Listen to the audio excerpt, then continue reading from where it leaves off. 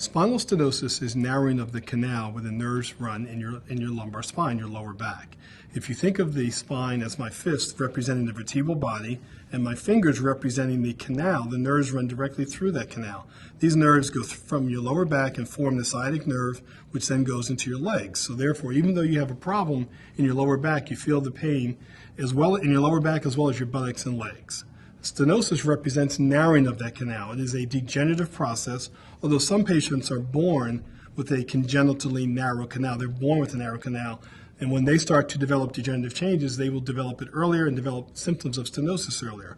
Most of us, though, it is something that occurs later in life, or certainly the latter decades of life, when patients become symptomatic from that. And they will typically come in complaining of what we refer to as neurogenic claudication.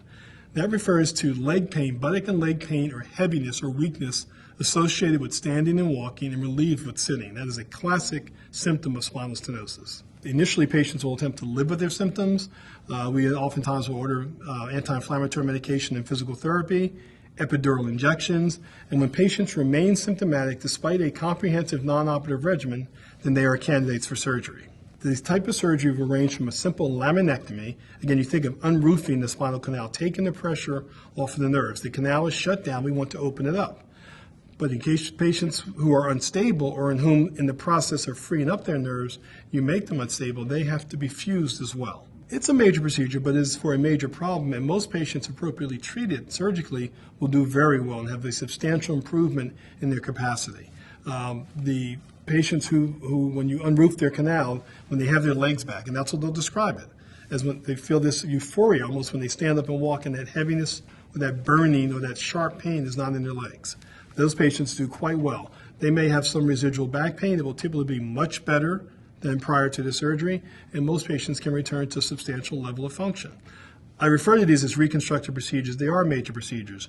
And I don't think any doctor should tell you they're going to make you a 12-year-old again. But patients can be dramatically improved by appropriately performed and indicated surgery, which is what we do at Commonwealth. Following surgery, the length of stay in the hospital is determined by what procedure you had. If you've had a simple laminectomy, those patients will typically go home the day of surgery or the following morning.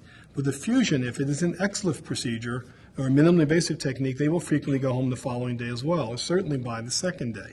Patients are usually sent home with instructions to do lots of walking. They can typically do stairs a few times a day. I have my patients avoid lifting greater than 10 to 15 pounds for the first 4 weeks and nothing over 25 to 30 pounds the second 4 weeks. They will typically return to work is based on the magnitude of the procedure. If you've had a laminectomy, those patients may be back at work a week or two or a few weeks later. Fusion patients, that depends on the type of work they do and the type of procedure that was done. Some people are back within a few weeks. Some people are back really 6 or 8 weeks later. It varies on what type of problem they had, how many levels were involved in the procedure they had.